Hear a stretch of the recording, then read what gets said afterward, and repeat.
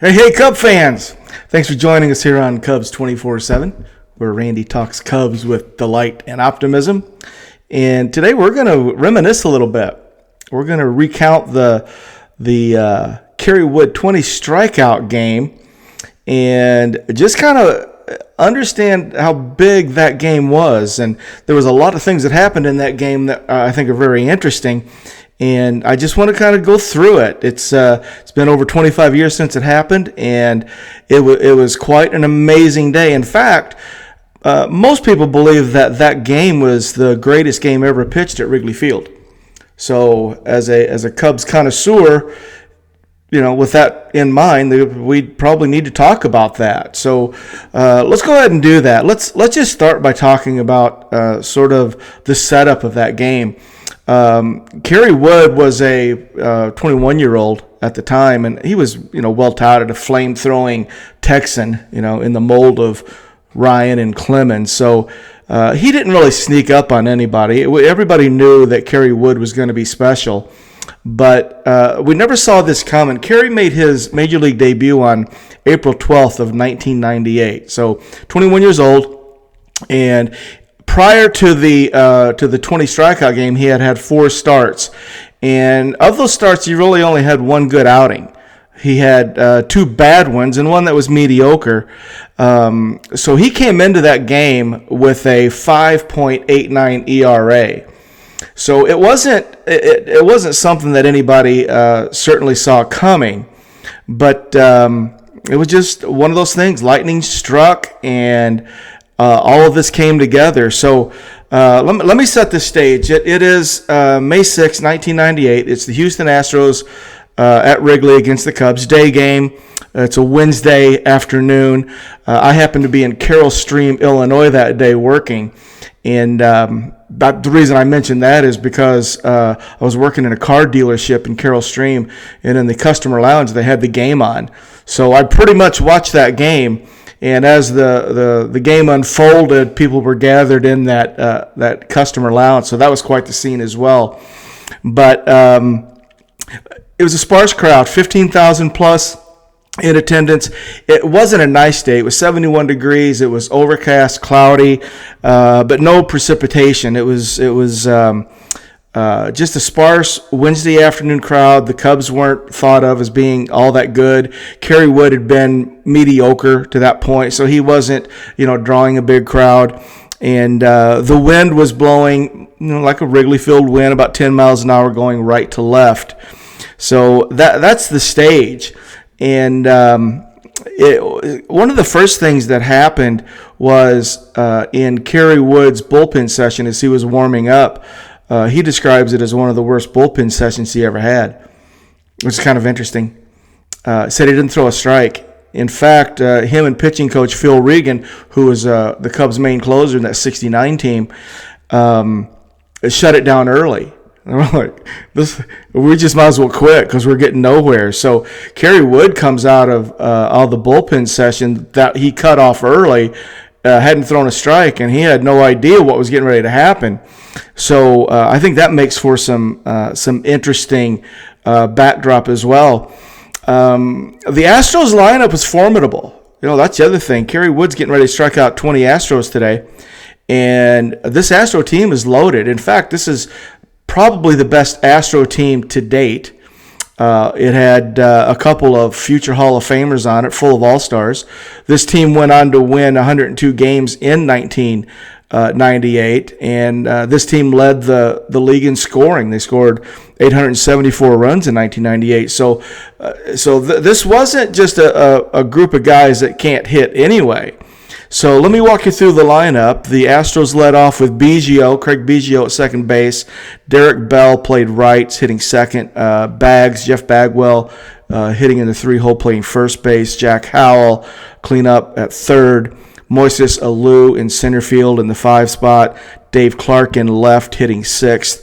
And Ricky Gutierrez, who we'll talk about his first at bat here in a little bit, at shortstop, hitting seventh. Brad Osmus catching in the 8 spot, and pitching for the Astros on that day is Shane Reynolds. So Cubs defensive lineup had Brant Brown in center, had Mickey Morandini playing second base. Sammy was in right field, Mark Grace at first base, had Henry Rodriguez in left, Jeff Blauser at shortstop, Sandy Martinez was catching, and rookie Kevin Ory hitting 8 at third, and we're going to talk about him very shortly as well, and of course Kerry Wood pitching. So those are the lineups, and that's kind of where we start. So let's just start by saying that Kerry Wood struck out the first 5 Astros that day. And those first 5, again, were Biggio, Derek Bell, Jeff Bagwell. Biggio and Bagwell, of course, Hall of Famers. Jack Howe and Moises Alou. And there's some famous lines that came out of that first inning. Bagwell came back to the bench and told the guys, it's going to be a long day. And he said, or it's going to be a short day, but it's going to be one of those days. So Bagwell knew. And Bags had said that he watched Kerry's bullpen session. He said it didn't look good. Looked like he was throwing 93, 94, nothing major. And then next thing you know, he's throwing 9900 with movement, and he just didn't know where that came from. Moises Alou said that he's never seen a curveball that did that. So these guys, these future Hall of Famers and All-Stars, came back to the dugout saying they've never seen anything like it. His heat had movement, it had glide on it, it had run, and his curveball was just something that I still have never seen before. It was you talk about some sweeping curveball. This thing's sweeping 2 feet. I mean, it was unreal. It's like every pitch he threw had just massive movement on it. And the hitter just couldn't handle it. So he strikes out the first 5, and he's cruising, and he's clearly on his game. In fact, during this game, he struck out the 20. 12 of them were struck out swinging, and he caught 8 looking. So not only was he getting people to swing through his heater and chase his curveball, but he was locking people up. I mean, just had people so confused. So 8 guys took a third strike in this lineup.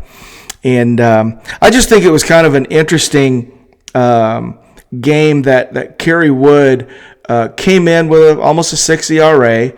Hadn't pitched that well. Facing a lineup like that, had a bullpen session like that, and then hits the Wrigley Mound, and all of a sudden lightning strikes.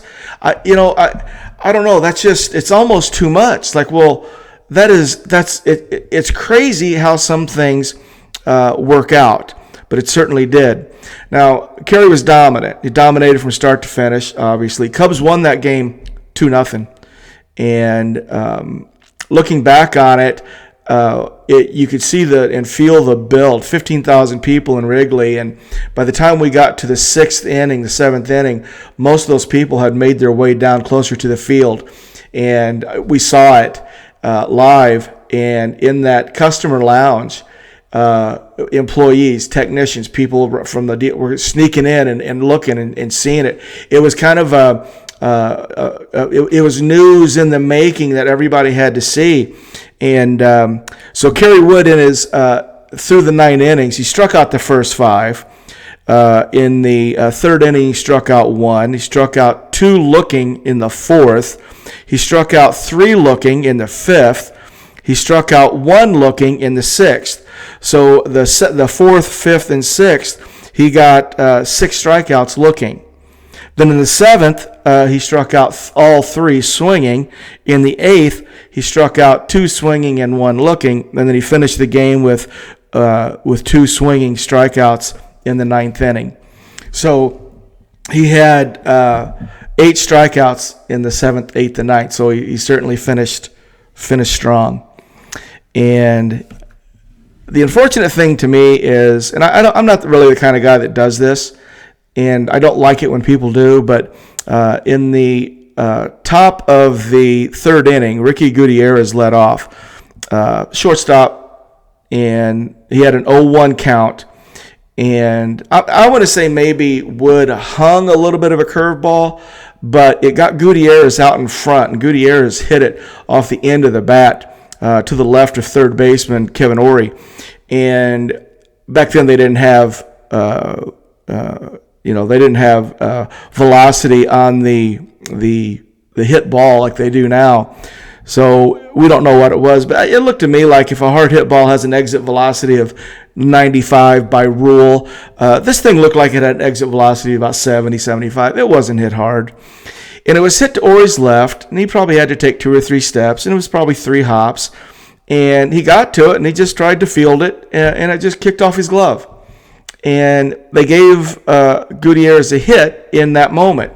And, of course, it was debated then, but this was the 3rd inning. So we've only got 6 outs total, so nobody knew what was getting ready to happen. But I looked at it. When I saw it live, I did see it live. I thought it was an error. I've looked at it many times over, and it was an error to me. And the reason I would call it an error is if you hit that ball, the same ball to Ory 10 more times, he comes up clean.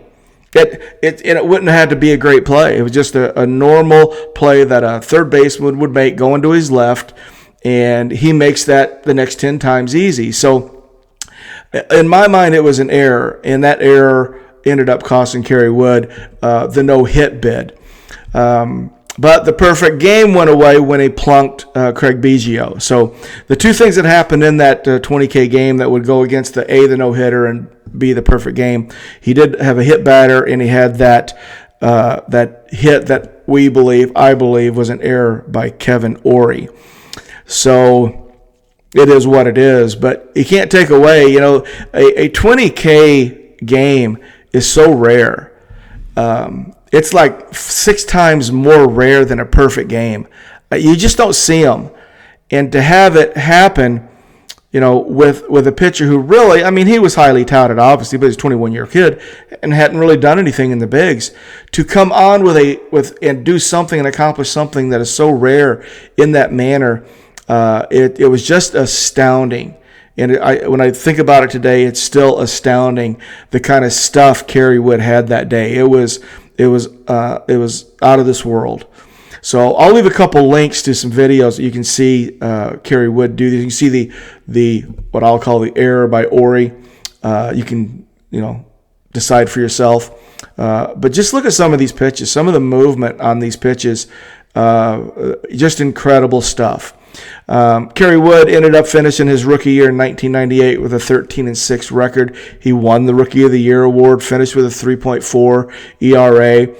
Finished with a whip of 1.21, and his strikeouts per 9 innings were at a 12.6 average. So Kerry Wood was born, I suppose, but May 6th, 1998 is a famous day, the day the greatest pitching performance in the history of Wrigley Field, Houston at Wrigley, on May 6, 1998. We'll get back with more good stuff. Go Cubs, go.